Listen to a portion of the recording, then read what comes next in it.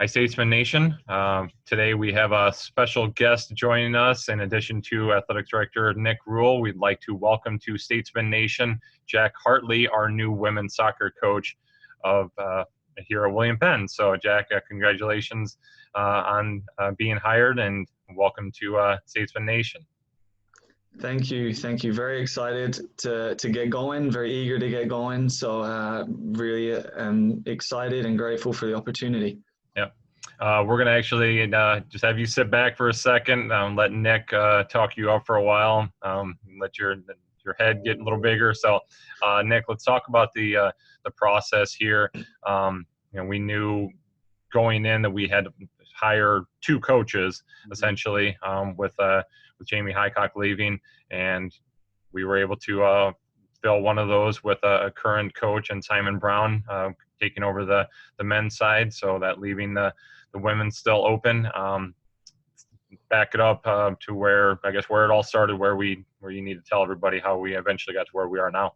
Yeah, the program, the women's soccer program, 4 years or so ago was in pretty rough shape, and at the time, Coach Highcock and Coach Brown were working on the men's side of things, and decided that Greg Hafner, who was our last AD, made a decision that let's rebuild the programs and have those guys lead it, because we saw some really nice things happening on the men's side of things, and here we are a few years into that, and of course, with Coach Highcock moving on to a Division I institution, and we took an assessment of both programs and looked at, okay, where are they at now?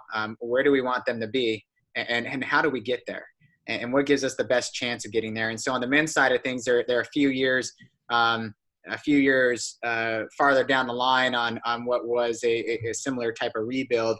And obviously their success last year shows that. And so with that roster and the recruiting that was going on in there, the continuity with Coach Brown seemed to make some sense. And to where on the women's side of things, to where there's that strong foundation built, a lot of real young, good talent. I mean, but a young roster, right? It's okay. Well, they're not fully through that rebuild yet, but they're at the top of the peak, right? And we're seeing some really good things going forward and some real opportunities. So at that time, it's like, well, a fresh vision seems to make the most sense in that program. And so as we went through the hiring process, we thought Coach Brown, let's have him go with the men, and then, and we opened it up too, and we got some applications and things like that, but Simon was ready to go. But on the women's side of things, we had a lot of applications, a lot of really good applications. We narrowed it down to a 6 and then narrowed it down to 3. And Coach Hartley was just really positioned himself well as a real understanding of who we are. But also his understanding of who we are was his strengths were, where he was at Jamestown, the way they scholarship, the way they recruit. Okay. And those all things in enrollment driven universities like ours, are really important. All right. And so that understanding, that was a real plus. But then what we got to know the side of Coach Hartley that I think is what makes him really special. And that's a side of the way he connects with his student athletes, his approach to life, his approach to building the entire student athlete, not just the student athlete on the field, the entire person.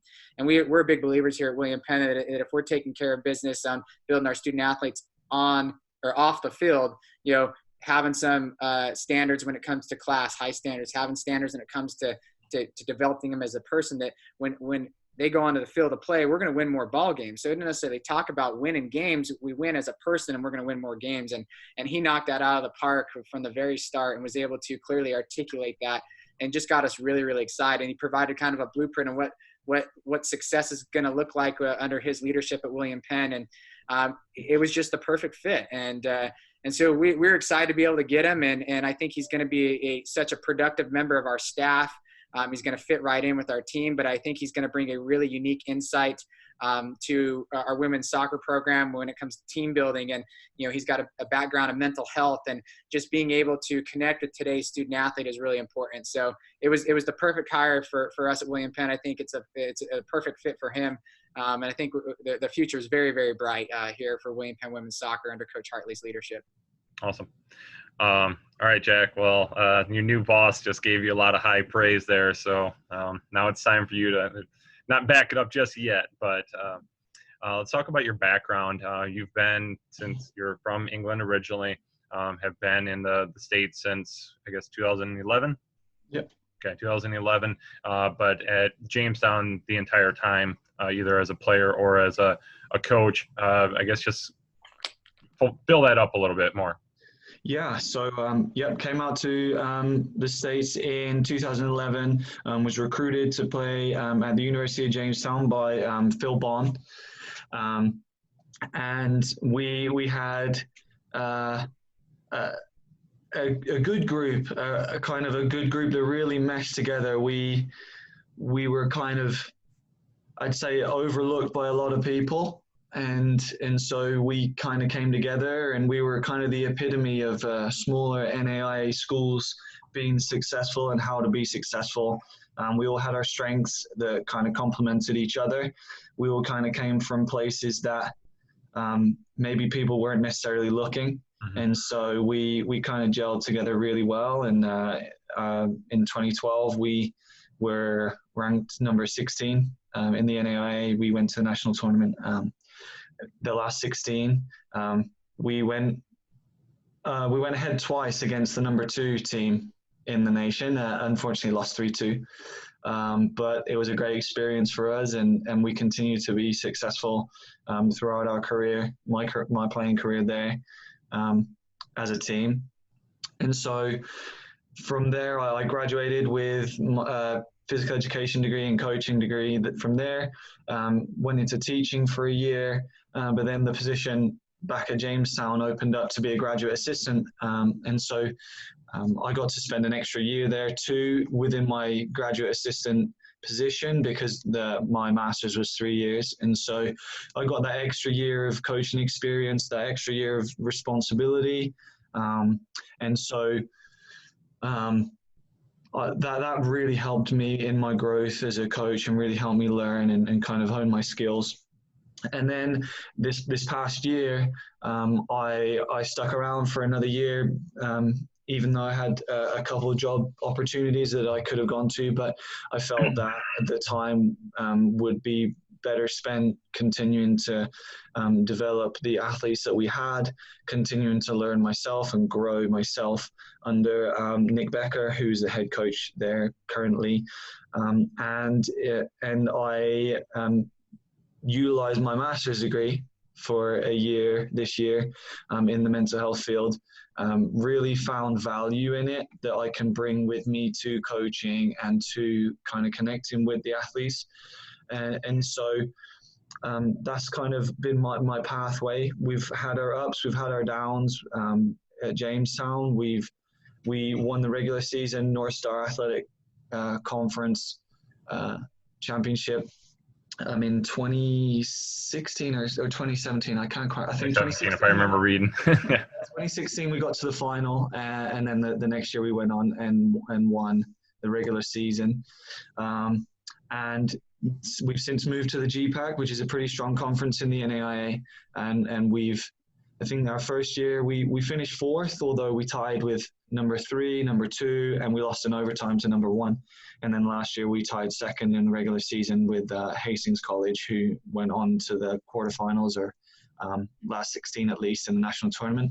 And so built a pretty strong program, and I feel that I've had my fair share of contribution towards that, to helping it move in the right direction. And so, and like Nick said, it's a very similar institution, somewhere that structurally is very, very similar in the way we do things. And so I feel more than prepared to be able to take over my own program and continue to build and be hopefully as successful as we have been at Jamestown. Yeah. So you kind of segued into that, talking about, how prepared you are, since Jamestown and William Penn are quite similar universities. Talk about other things that have prepared you for this position, having your first head coaching position at the collegiate level, that is. In addition to, maybe you can even include in there your master's, with the mental health, and counseling and stuff like that. So I'll let you go with there, and I might have a second follow-up question. For sure. Yeah. I mean, I've had head coaching experience in the past and at the semi-professional level. At the high school program, I started a program from scratch. And in the second year, we went on and won a conference title. We had a lot of other barriers that we had to overcome. So the success wasn't necessarily all seen in that one conference championship. There were other things that we were able to overcome, and if you were to speak to the people in the program, I think you would get a bigger picture than just that the one success there. But in terms of the mental health side of things, psychology is applicable to everything. We're all human.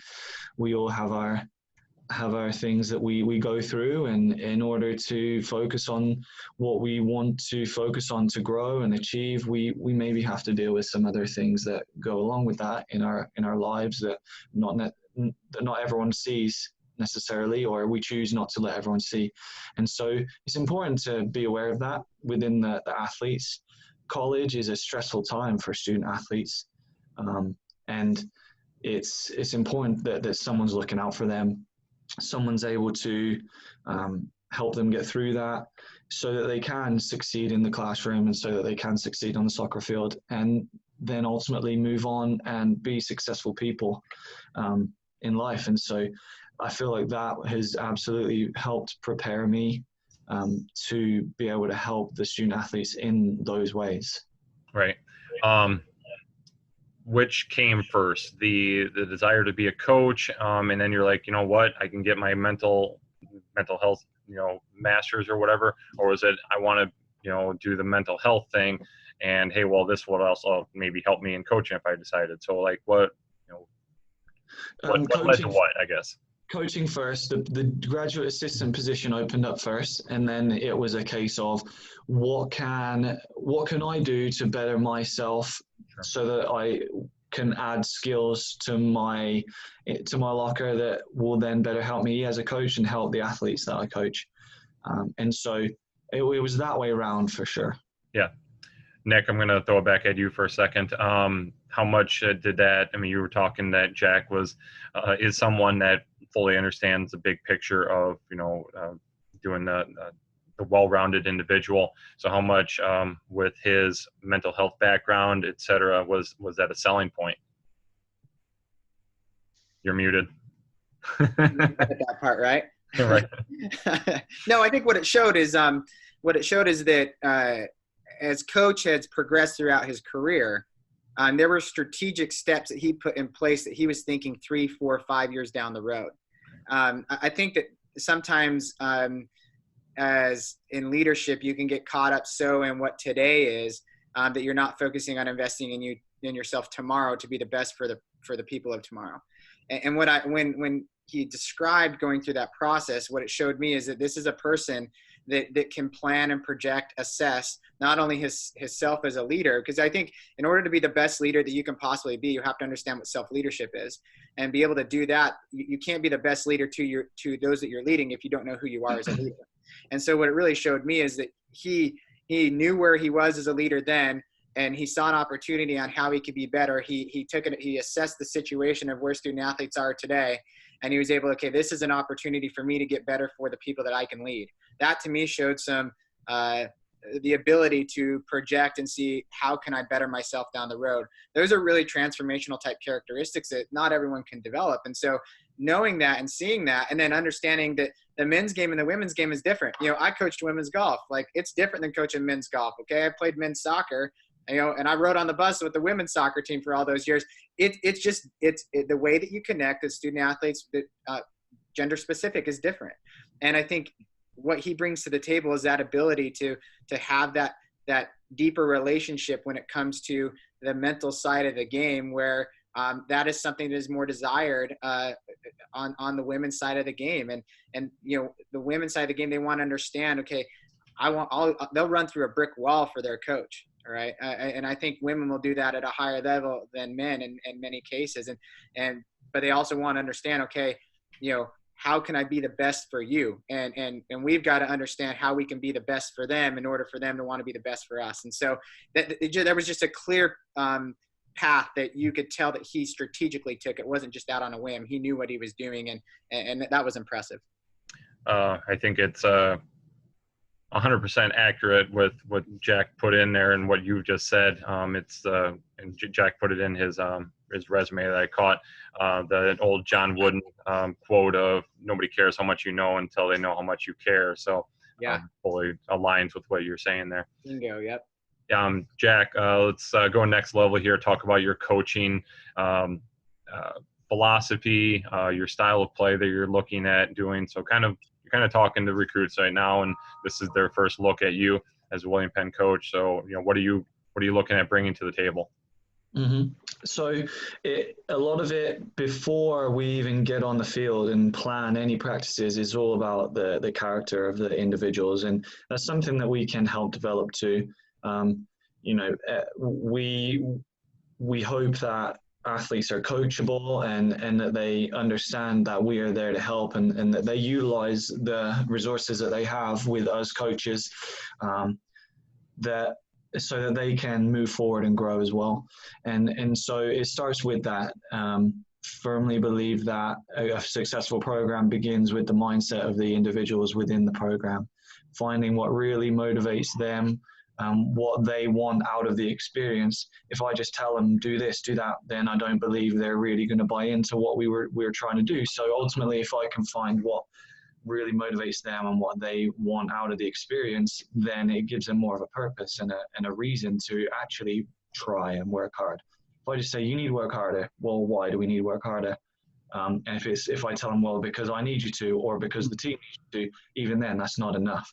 What will working hard do for them? Right. And where will that get them is honestly where I begin.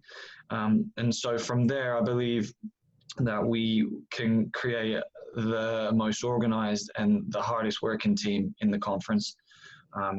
And I believe that will drive us. Even in soccer, you don't always play the way you want to or set out to. Sometimes it's about scrapping and grinding out results. And so if you have that base and that foundation, I think then the potential to grind out results and win games is there. And then, so once you've got the ugly part out of the way, the physical, the grind, and then you can do the things that you like to do, the creative attacking, the organized defending. It's all kind of built off of that firm, strong, hardworking foundation. And so ideally, without giving too much away, this is on the internet, anyone can see this, right? So I really empower the girls to figure out their own style.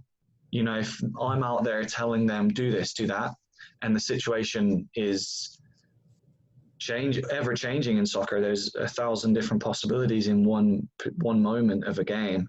They need to be able to make those decisions on their own in the game. And so they don't need me breathing down their neck telling them that, but I will facilitate practices, the support in games for them to do that and make those decisions. Yeah, they'll make mistakes sometimes, but in the long run, as we build a program, as we hopefully get to the postseason, they will then be in a better position to be able to be creative going forward.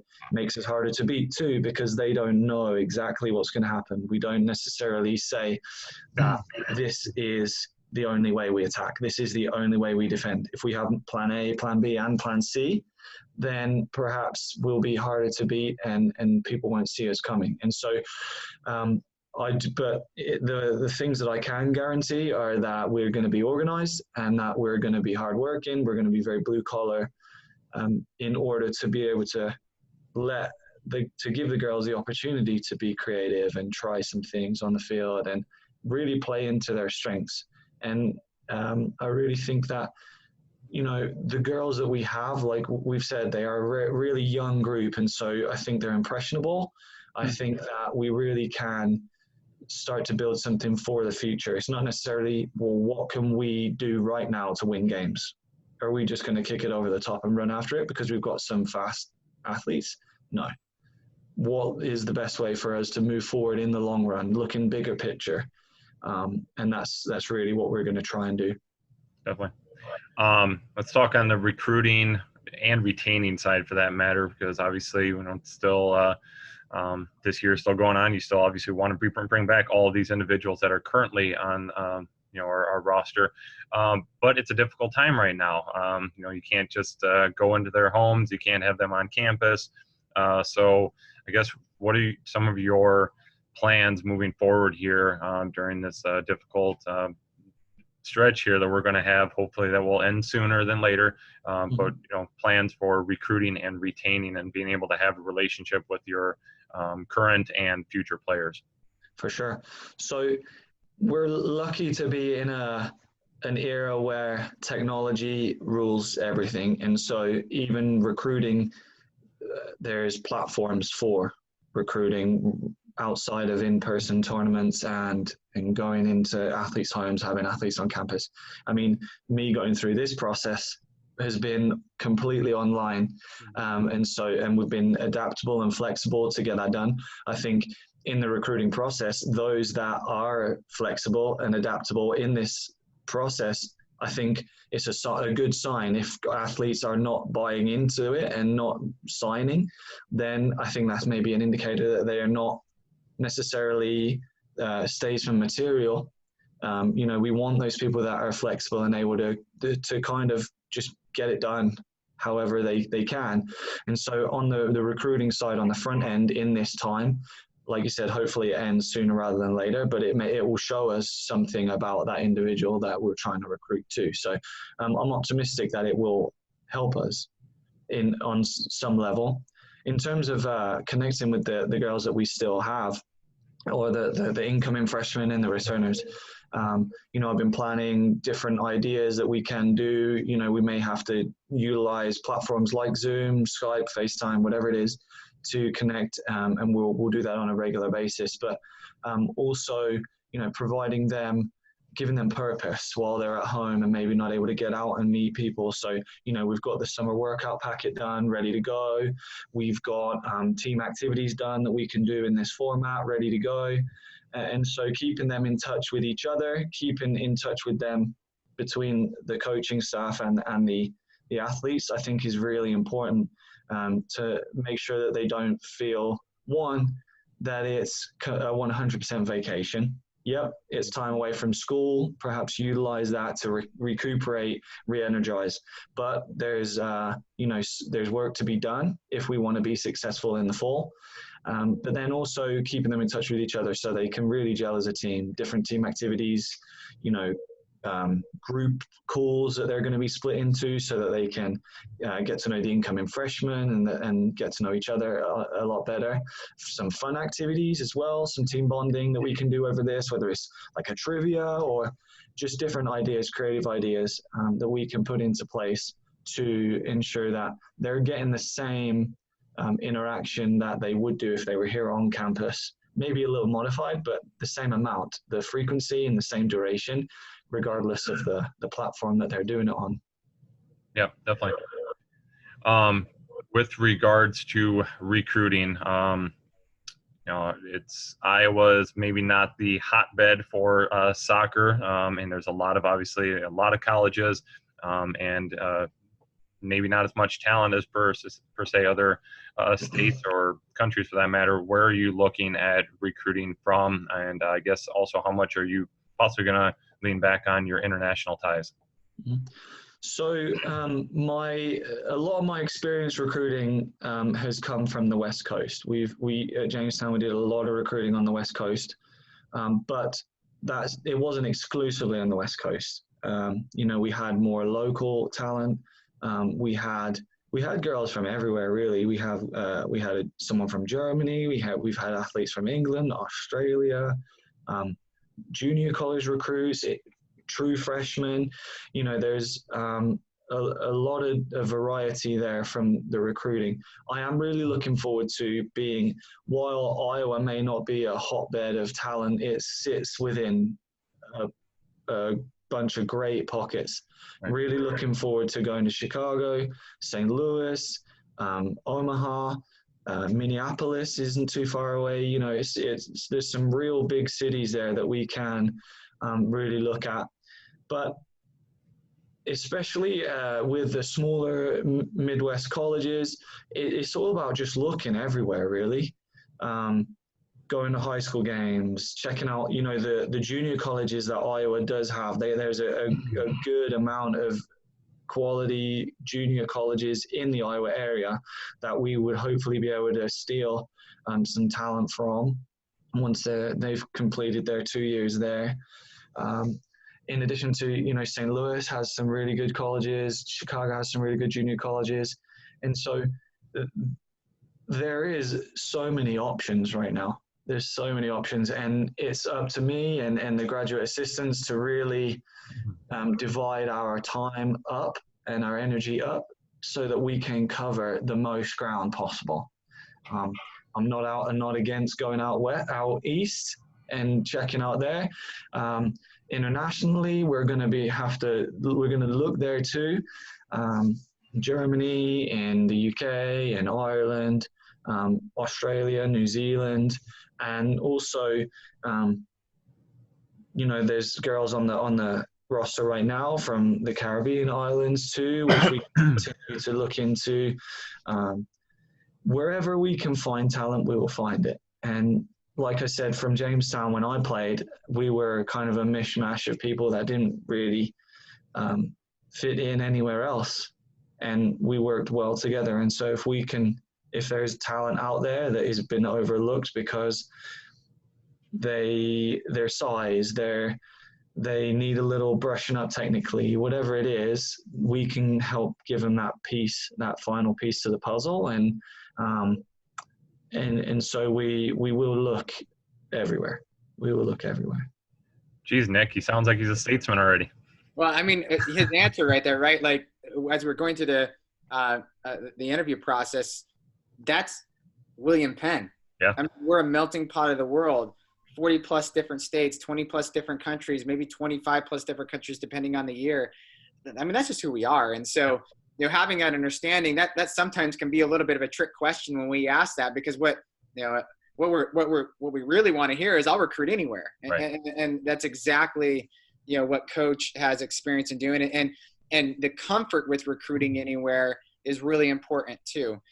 Because when you develop pipelines and things like that, that's great, but those pipelines don't always produce. And so you can't just always wait for that to happen. You got to go anywhere and find anything. And then he talks about, finding diamonds in the rough. I mean, you may not have the best talent in a location, but there's talent everywhere. And sometimes if, you don't have great teams, there's still great players. And finding those players are can be very, huge advocates to your program as well. And so you're exactly right. I mean, that's who we are. Yeah. Do you want to add anything, Nick? Because I'm going to leave the final question for Jack. No, we're just really dang excited, right? It's just it's a great time for soccer on this campus, and I'm really I've got to know the girls even more during this process. Obviously, as a William Penn soccer alum, soccer is a sport that's just of a rooting interest to me. Not professionally, but just in my everyday life. So understanding the game at a little bit higher level maybe than some other ADs, it was intriguing to go through the process and to get to know our girls. And I think our girls are they're on the cusp of something. And that's this fresh perspective that coach is going to bring to the table is exactly what they need, because they're just at that point in the program where there's that fork in the road. And it's like, hey, we're going to take the road that's going to be traveled to where we're going to be a high achieving team, and they're there and they want it. And I'm excited for it. I think the future is very bright. Yeah, I'll double that. My wife's a soccer alum here at William Penn, so I'm excited to see where this can go and bring it back to her era when they were winning conference titles and amongst the best in the region. So, Jack, all right, final question for you. Basically, just give us your best, or give whoever's watching, whoever will watch this, your best recruiting pitch. Why come to William Penn? It's an opportunity. It's an opportunity that, one, some people may not get elsewhere, and two, they may not get the opportunity like they would get it at William Penn. William Penn is unique. It's in its location. It's not, if you're coming for the the experience, it is sat in an ideal location between all those big cities. But in terms of your education, your learning, you're going to get a personal education. Your professors are going to know your name. You're not just going to be a student ID number that's sat in a lecture hall with 200 other people, and your professor is unapproachable because they don't even know who you are, and their office hours are taken up by the thousands and thousands of students that they have to see. If you're struggling, your professors are going to help you because they're going to notice, and then they're going to communicate with me as a coach, because we get on in such a small family style culture where we're going to be communicating with each other. And so you're not going to be allowed to slip. You're going to be observed, you're going to be looked out for, and you're going to get the help that you need in the classroom.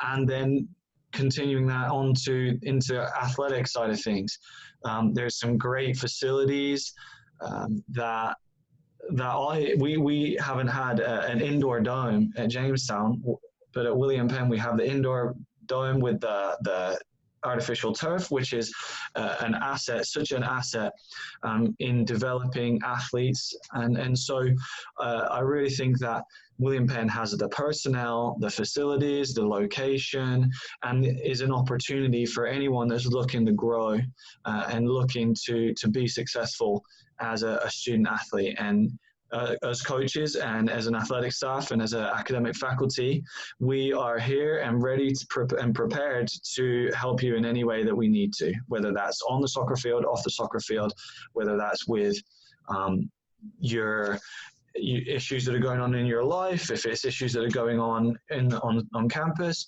We are here to help you however we can, and we will take care of whoever wants to be a statesman. We will take care of them.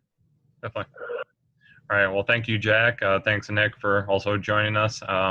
Once again, welcome to Statesman Nation. Jack Hartley, our new women's soccer coach here at William Penn. Can't wait to have you on campus. I'm sure that'll be hopefully sooner than later, Nick. So, Yep. All right. Let's go. What an opportunity. Thank you guys so much. Talk to you soon. Okay.